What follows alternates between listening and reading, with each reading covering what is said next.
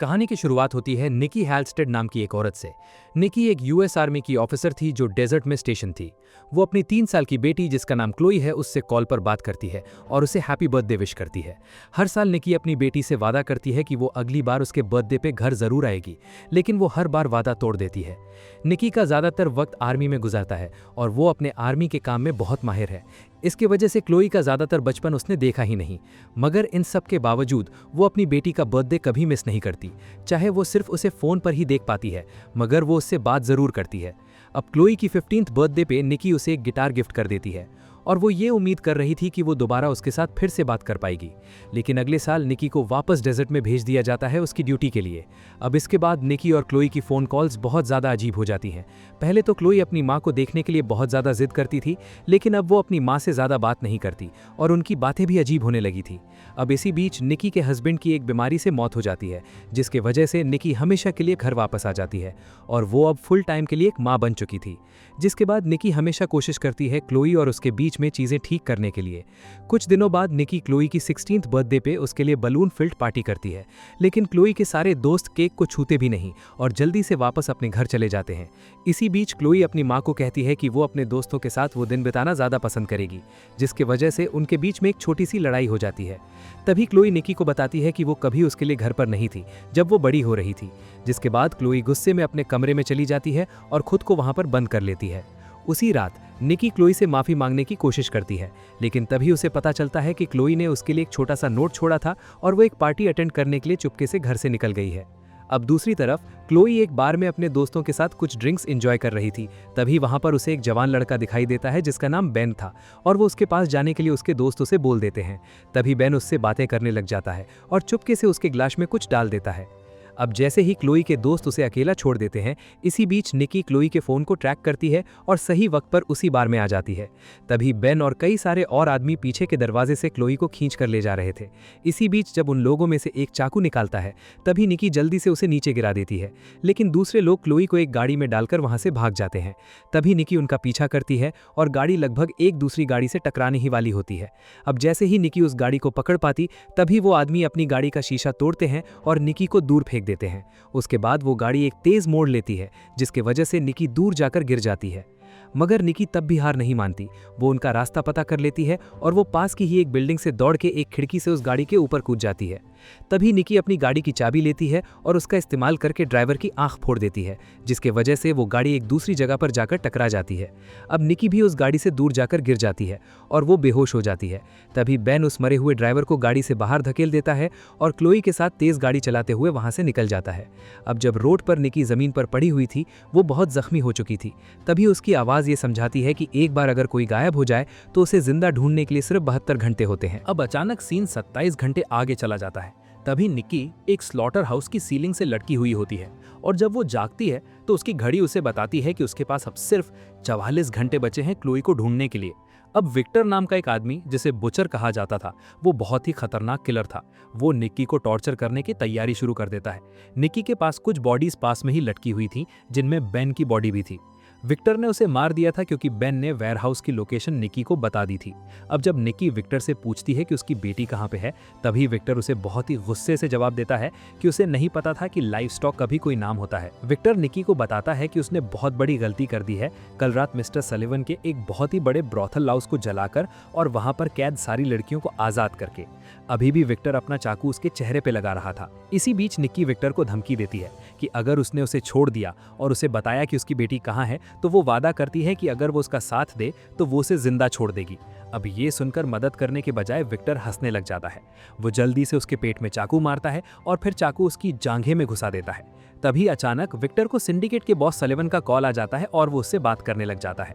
अब जैसे ही विक्टर का ध्यान हट जाता है, निक्की अपनी जांघ से चाकू निकालती है और उसी से अपनी रस्सियां काटकर खुद को आजाद कर लेती है। और जैसे ही वो खुद को आजाद करती है, विक्टर अचानक उस पर हमला करता है, लेकिन निक्की जल्द ही उस पर भारी पड़ जाती है और उसे कई बार चाकू मारकर बहुत ज्यादा जख्मी कर देती है। तभी निक्की विक्टर से फिर से पूछने लग जाती है और उससे डिमांड करती है कि वो उसे अपनी बेटी की जगह बता दे। और जब विक्टर उसका साथ देने से इनकार कर देता है, तब निक्की कि उसका एक कान काट देती है। वो उसे चेतावनी देती है कि उसकी मौत बहुत ही बेदर्द होगी अगर उसने उसका साथ नहीं दिया। आखिरकार विक्टर उसे बता देता है कि सलिवन सिर्फ सिंडिकेट का मैनेजर है और पूरा ऑर्गेनाइजेशन एक आदमी के द्वारा चलाया जाता है जिसे सब लोग चेयरमैन के नाम से जानते हैं। कुछ ही देर बाद कई सारी गाड़ियां वेयरहाउस के बाहर आ जाती हैं, लेकिन निक्की पहले से ही बाहर चुपके उन सबको देख रही थी। वो देखती है कि वहां पर कई सारे लोग अच्छे कपड़े पहनकर एक गाड़ी से उतर जाते हैं। उनके पास कई सारी बंदूकें थीं और वो बिल्कुल वेल ट्रेन्ड बॉडीगार्ड्स जैसे लग रहे थे। और उसे उन लोगों में से सलिवन भी दिख जाता है जो उनके बीच में चल रहा था। अंदर जैसे ही सलिवन जाता है, वहां पर उसे विक्टर की बॉडी उल्टी लटकी हुई दिख जाती है और उसके साथ निक्की और क्लोई की एक फोटो भी थी जिसके पीछे लिखा हुआ था कि मुझे मेरी बेटी वापस चाहिए। अब सलिवन थोड़ा सा घबरा जाता है, लेकिन वो चेयरमैन को खबर करने से मना कर देता है क्योंकि वो जानता था कि वो आदमी किसी तरह की भी नाकामयाबी बर्दाश्त नहीं करता। इसके बजाय सलिवन अपने हर एक आदमी को निक्की को मारने के लिए ऑर्डर दे देता है। अब जैसे ही वो वहां से निकलता है, निक्की उसका पीछा करने लग जाती है और आखिरकार निक्की को सलिवन का घर पता लग जाता है जिसके बहुत ही टाइट सिक्योरिटी थी और वहां पर कई सारे कैमरास भी लगे हुए थे। सलिवन जहां पर भी जाता है उसके साथ ट्रेन्ड बॉडीगार्ड्स होते हैं और उसके घर पे कैमरास और डॉग्स और कई सारे गार्ड्स तैनात थे और ऊपर कई सारे सर्वेलेंस ड्रोन्स भी उड़ रहे थे। इसके वजह से निक्की के लिए उस घर पर डायरेक्ट हमला करना किसी खुदकुशी से कम नहीं था। अब कुछ देर बाद जैसे ही निक्की ये सब कुछ सोच रही थी, अचानक उसके पेट में दर्द होना शुरू हो जाता है और उसे याद आता है कि उसे पहले खुद को संभालना होगा और अपनी चोटों का इलाज करना होगा सलिवन पर हमला करने से पहले। इसी बीच दूसरी तरफ पुलिस कैप्टन माइकल्स सलिवन के जले हुए ब्रॉथल की सीसीटीवी फुटेज देखकर वहां क्या हुआ ये देखने लग जाता है। उस वीडियो में देखा जा सकता है कि एक अनजान शख्स काले कपड़े पहने हुए लोगों को मार रहा था, जिसके बाद उसने कई सारी बंदी लड़कियों को आजाद कर दिया और फिर जानबूझकर उस बिल्डिंग को आग लगा दी। और ये सब कुछ देखने के बाद माइकल्स को समझ आ जाता है कि उस अटैकर को प्रोफेशनल ट्रेनिंग मिली हुई है, इसलिए वो इतनी आसानी से सब कुछ कर रही है। दूसरी तरफ एक होटल रूम में निक्की अपने जख्मों का इलाज करती है और खुद को पट्टी लगा देती है।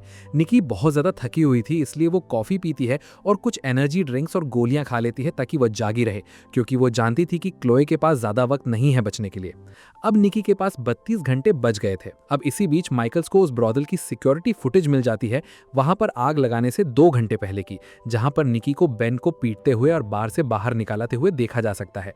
वो उसके हाथ भी कुचल रहा था। इसी बीच पुलिस को वो ड्राइवर भी मिल जाता है जिसके आंख में निक्की ने अपनी चाबी डाली थी। ये सब कुछ जानकर सारे पुलिस वाले हैरान हो जाते हैं कि सब कुछ करने वाली एक औरत है और वो सब ये जानने के लिए उतावले हो रहे थे कि निक्की असल में कौन है। दूसरी तरफ निक्की एक लोकल शॉप से 5 पॉइंट्स के हार्नेसेस खरीद लेती है। वो दीवार पर लगे हुए एक स्केटबोर्ड को देखती है और वो उसे भी खरीदना चाहती थी, लेकिन दुकान का मालिक उसे समझाता है कि वो बेचने के लिए नहीं है, सिर्फ एक डेकोरेशन के लिए वहां पर लगी है। मगर ये देखकर कि निक्की का दिन अच्छा नहीं गुजरा है, वो आदमी आखिरकार स्केटबोर्ड निक्की को बेचने के लिए मान जाता है। शाम को चेयरमैन सलिवन को कॉल करता है। वो बहुत ज्यादा गुस्सा था कि उसके बर्बाद हुए ब्रॉदल की वजह से उसे बहुत बड़ा नुकसान हुआ है और कई सारी लड़कियां आजाद कर दी गई हैं।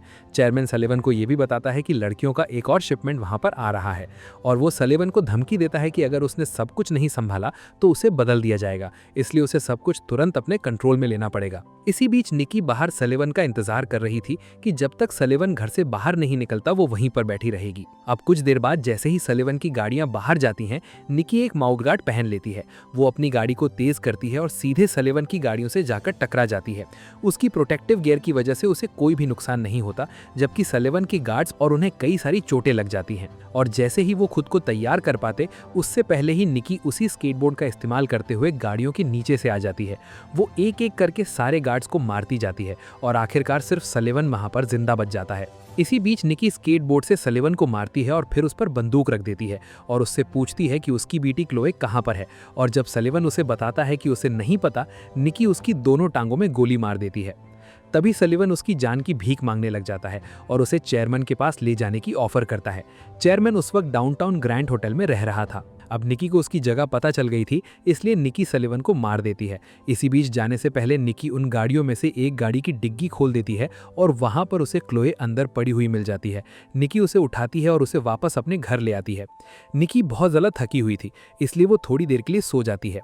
इसी बीच निक्की को अपने आर्मी के दिनों की याद आती है, जिसमें बताया जाता है कि कोई भी शांति का पल बिना किसी चेतावनी के खतरनाक जानलेवा हमले में बदल सकता है। अब निक्की की यादें उसे एक हॉस्पिटल में ले जाती हैं, जहां पर निक्की और क्लोए उसके हस्बैंड के पास बैठे हुए रो रहे थे जब वो मर गया था। अब कहानी वापस घर पे आती है। निकी क्लोए को वादा करती है कि अब वो सुरक्षित है, मगर क्लोए को बहुत ज़्यादा ड्रग्स दिए गए थे और वो कुछ भी समझ नहीं पा रही थी। अब जब निकी उसके हाथ पर कई सारे इंजेक्शन के मार्क्स देखती है तो वो बहुत ज़्यादा टूट जाती है और वो रोने लग जाती है। इसी बीच कैप्टन माइकल्स निकी के घर पर छापा मारने के लिए स्वॉट की एक टीम तैयार करवा देता है। वो एक खतरनाक फोर्स एक साथ लाता है। वो जानता था कि निकी के पास कई सारी बंदूकें हैं और वो एक बहुत ही खतरनाक किलर है। इसी बीच पुलिस वालों में से एक माइकल्स की इस ऑर्डर पर सवाल करता है क्योंकि उस घर में एक सिविलियन भी मौजूद है। तभी माइकल्स उसे याद दिलाता है कि निकी ने 48 घंटे पहले 13 लोगों को मारा है। तभी पुलिस वाला फिर से कहता है कि वो सारे लोग जिन्हें निक्की ने मारा वो ह्यूमन ट्रैफिकिंग का काम करते थे, लेकिन माइकल्स उसकी बातों पर ज्यादा ध्यान नहीं देता और फिर भी अपनी फोर्स रेडी कर देता है। अब जैसे ही माइकल्स उस घर में जाने का ऑर्डर देने वाला होता है, तभी एक यूएस आर्मी कर्नल जिसका नाम कर्नल जोसेफ लावेल था, वो वहां पर आ जाता है। कर्नल माइकल्स को अपने आदमियों को पीछे हटने के लिए ऑर्डर देने को कहता है। वो चेतावनी देता है कि ये उनके आदमियों की हिफाजत के लिए है। माइकल्स उससे बहुत बुरी तरह बात करता है और उससे पूछता है कि वो कौन है उसे ऑर्डर देने वाला। तभी कर्नल उसे अटॉर्नी जनरल के द्वारा साइन किया ऑर्डर दे देता है, जिसके बाद पूरी ऑपरेशन का इंचार्ज कर्नल को बना दिया गया है। अब गुस्सा होकर माइकल्स अपने आदमियों को वापस बुलाने पर मजबूर हो जाता है। अब स्वॉट टीम के जाने के बाद निक्की क्लोई के लिए मेडिसिन सप्लाईज खरीदने के लिए फार्मेसी चली जाती है। वो हॉस्पिटल नहीं जाना चाहती थी क्योंकि वहां पर बहुत सारे सवाल होंगे और वो मुसीबत में पड़ सकती है। दूसरी तरफ माइकल्स चुपके से स्वॉट टीम के कमांडर से बात करता है और वो टीम को बॉडी कैमरास बंद करने और निक्की को मारने का ऑर्डर दे देता है। अब निक्की जैसे ही एक गाड़ी के पास से गुजर रही होती है, निक्की को विंडो में से एक स्वॉट ऑफिसर की रिफ्लेक्शन दिख जाती है। अब वो पूरी टीम को एक सुनसान जगह पर ले जाती है और वो टीम उसके पीछे चल रही थी। उन्हें नहीं पता था कि उन्हें जानबूझकर वहां ले जाया जा रहा है। तभी अचानक निक्की उन सब के पीछे आ जाती है। इसी बीच जब उन पुलिस वालों में से एक कर्नल से पूछता है कि निक्की कौन है, तब कर्नल बताता है कि निक्की उसका कमांडिंग ऑफिसर हुआ करता था स्पेशल फोर्सेस में, और वो एक बहुत ही खतरनाक सोल्जर थी। जब वो उसे ट्रेन कर रहा था, कोई भी उसके सामने नहीं टिक पाता था। इसी बीच माइकल स्वॉट टीम से कंफर्मेशन का इंतजार कर रहा था कि निक्की को मार दिया गया है कि नहीं। तभी अचानक बॉडी कैमरास फिर से ऑन हो जाते हैं। वहां पर भेजे गए सारे ऑफिसर्स जमीन पर जख्मी पड़े हुए थे। तभी निक्की शांति से उन्हें 6 एम्बुलेंसेस भेजने को कह देती है क्योंकि उसे उन लोगों की कई सारी हड्डियां तोड़नी पड़ी हैं। दूसरी तरफ कर्नल माइकल्स को बहुत डांटता है क्योंकि उसने बिना बताए ऑर्डर दे दिया था। फिर वो रेडियो पर निक्की से बात करता है और उसे रोकने की भीख मांगता है। तभी निक्की उसे समझाती है कि सिंडिकेट ने उसकी बेटी के साथ बहुत बुरा किया है और उन्होंने उसे ड्रग देकर बेहोश कर दिया था। इसी बीच कर्नल अकेले में निक्की से मिलने को कहता है, लेकिन निक्की कहती है कि वो तब तक नहीं रुकेगी जब तक वो हर एक सिंडिकेट के आदमी को मार न दे और उन सबको उसकी बेटी के साथ हुए बर्ताव की कीमत चुकानी पड़ेगी। निक्की जल्दी से घर दौड़ के जाती है। वो क्लोई की बेडरूम की विंडो खुला हुआ देख लेती है और उसे पता चल जाता है कि वो वहां से गायब हो गई है। इसी बीच एक जवान पुलिस वाला निक्की के ऊपर गन तान देता है, लेकिन निक्की उसे जल्दी ही काबू में कर लेती है और उसी की गन उस पर तानती है। निक्की को लग रहा था कि वो सिंडिकेट में से एक आदमी है, मगर जब उसे पता चलता है कि वो एक पुलिस वाला है, वो उसे बेहोश करके वहां छोड़ देती है। अब जब निक्की को पता चलता है कि ट्रैफिकर्स ने क्लोई को दोबारा उठा लिया है, वो बहुत ज्यादा गुस्से में वहां से चली जाती है। अब माइकल्स कर्नल को साथ लेके निक्की के घर चला जाता है। रास्ते में कर्नल माइकल से पूछता है कि उसने स्वॉट टीम को निक्की के घर में क्यों भेजा। तभी माइकल जोर देकर कहता है कि निक्की ने 13 लोगों को मारा है और उसे कानून से बच के नहीं जाना चाहिए। तभी कर्नल उसे याद दिलाता है कि वो सारे लोग बुरे लोग थे और निक्की एक हीरो है जिसने उन लोगों को मारा जो लड़कियों को किडनैप करके बेच दिया करते थे। ये सुनकर माइकल्स के पास अब कोई जवाब नहीं होता। इसी बीच कर्नल माइकल से पूछता है कि एक पुलिस कैप्टन के पास इतने महंगे कपड़े कहां से आए। तभी माइकल्स तुरंत गुस्सा हो जाता है और वो कुछ भी बताने से मना कर देता है। कुछ देर बाद जब पुलिस निक्की के घर पर छापा मारती है तो निक्की कहीं पर भी मौजूद नहीं थी। इसी बीच माइकल्स पूरे शहर में निक्की को मारने का ऑर्डर दे देता है। वो ऑफिसर को कहता है कि निक्की को देखते ही शूट कर दिया जाए। तभी अचानक 2 इंटरनल अफेयर्स के ऑफिसर्स वहां पर आ जाते हैं और करप्शन, अब्यूज ऑफ अथॉरिटी और इलीगल ऑपरेशंस को प्रोटेक्ट करने के इल्जाम में माइकल्स को गिरफ्तार कर लिया जाता है, क्योंकि उन्होंने ओवरसीज बैंक्स में सारे रिकॉर्ड्स देख लिए थे, जिसके वजह से उन्हें पता चल गया था कि ऑफिसर माइकल्स सिंडिकेट के लिए काम करता है। अब बहुत ज्यादा गुस्सा होकर माइकल्स कर्नल पर हमला करने की कोशिश करता है, लेकिन वो बूढ़ा सोल्जर आसानी से उसे रोक लेता है और उसका हाथ मोड़कर उसका सर गाड़ी की शीशे पे पटक देता है। इसी बीच निक्की ग्रैंड होटल में चली जाती है, जो सिंडिकेट के ऑपरेशन का सेंटर था। उस होटल में नीचे के सारे फ्लोर्स बंदी बनाए हुए लड़कियों के लिए थे और पूरा टॉप फ्लोर चेयरमैन के लिए एक पेंट हाउस की तरह बनाया गया था। अब निक्की को पता था कि वो होटल कैमरा से ढका हुआ है और वो एक मजबूत किले की तरह सिक्योरिटी से घिरा हुआ है, इसलिए सीधे उसके अंदर घुसना नामुमकिन था। तभी निकी अपनी गाड़ी एक इलेक्ट्रिकल बॉक्स के पास पार्क कर देती है और वो अपनी गाड़ी की गैस रिलीज निकाल देती है और पास ही आग जलाकर एक टाइम बॉम्ब जैसा ट्रिगर बना लेती है। वो फिर शांति से पीछे के रास्ते से अंदर जाती है और ऐसा दिखाती है कि वो एक गाड़ी के एक्सीडेंट में जख्मी होने वाली इंसान है। वो अपने रास्ते में आने वाले सभी गार्ड्स को मार देती है, जिसके बाद वो कई सारी बंदी बनाई हुई लड़कियों को आज़ाद कर देती है और वो किचन की तरफ जाती है और सारे गैस सिलेंडर्स ऑन कर देती है। कुछ ही देर बाद बाहर निकी की गाड़ी ब्लास्ट हो जाती है, जिसकी वजह से होटल की सारी बिजली चली जाती है और वो पूरी बिल्डिंग अंधेरों में डल जाती है। इसी बीच कई सारे गार्ड्स किचन की तरफ दौड़ के आते हैं। उन्हें पता नहीं होता कि गैस ऑन है। तभी निकी उस गैस को जला देती है और वहां पर एक धमाका होता है, जिसके वजह से सभी गार्ड्स मर जाते हैं। जिसके बाद निकी अपने चाकू और अंधेरों का इस्तेमाल करके बाकी बचे हुए सारे गार्ड्स को खामोशी से खत्म कर देती है। अब जैसे ही वो ऊपर के फ्लोर से गुजरती है, वहां पर कई बंदी बनाई हुई लड़कियों का एक कमरा निकी को दिखाई देता है। वो चिल्लाकर उन्हें बताती है कि बिल्डिंग में आग लग गई है और वो उन्हें बाहर के रास्ते की तरफ ले जाती है। इसी बीच दो गार्ड्स बंदूक लेकर निकी के पास आते हैं। तभी निकी स्टेयरवेल पर वापस आती है और वहां पर कई सारे गार्ड्स पर गोलियां चलाने लग जाती है, जो अपनी बंदूकें अभी लोड ही कर रहे थे। निकी तेजी से और कई मजबूत इरादे के साथ अपने आर्मी के एक्सपीरियंस का सहारा लेकर आगे बढ़ती रहती है। इसी बीच जब 3 बंदूक वाले आदमी चुपके से अंधेरों में वहां आ जाते हैं, निकी एक ही गोली से उन्हें खत्म करती है और अपनी फ्लैशलाइट का इस्तेमाल करके उनका पता करती है अंधेरों में, और फिर उनकी वापस गोली चलाने से पहले ही उन्हें खत्म कर देती है। अब जैसे ही निकी की गोलियां खत्म हो जाती हैं, निकी उन सारे गार्ड्स के साथ हाथापाई करने पे मजबूर हो जाती है। तभी 2 आदमी कुल्हाड़ी से उस पर हमला करते हैं और एक रस्सी उसके गले में लपेट लेते हैं। अब जैसे ही निक्की बेहोश होने वाली होती है, निक्की एक हमलावर का कान काट लेती है।